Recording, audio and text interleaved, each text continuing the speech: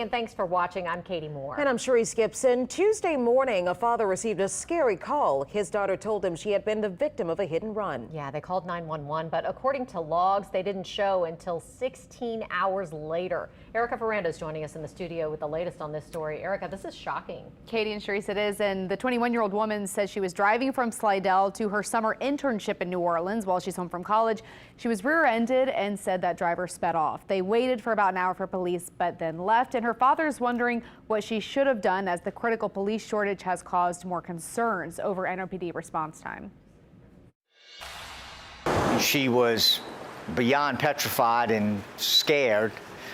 She called 911 to get the police out there. Roger Glynn says it was around 8:30 Tuesday morning when his 21-year-old daughter called in a panic. She was driving from Slidell to an internship in New Orleans and was approaching the high-rise when She had to slam on her brakes. She stopped and did not hit the car in front of her, but the car behind her hit her.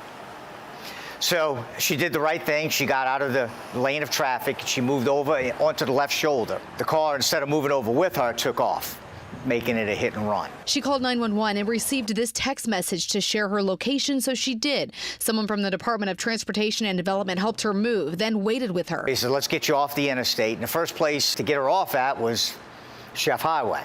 Not exactly the safest area in the world. Police still had not showed up, and the DOTD worker warned response times can be delayed. He said because it'll take 3 to 4 hours for the police to get here. According to the 911 call logs, a hit and run was called in at 8:29 a.m. Police were dispatched at 10:06 p.m. and arrived at 1:02 a.m. the next morning, 16 hours after Glynn's daughter called police. The disposition says gone on arrival. How are you expected to wait around 14, 17, 19 hours for the police to get there? As eyewitness investigator Mike Perlstein revealed in an investigation last month, the 7th District, which covers New Orleans East, has had the most police calls this year, and the police response time to those calls has been the longest, an average of more than 3.5 hours. You know, I don't want to hear the excuses, oh, there's not enough manpower.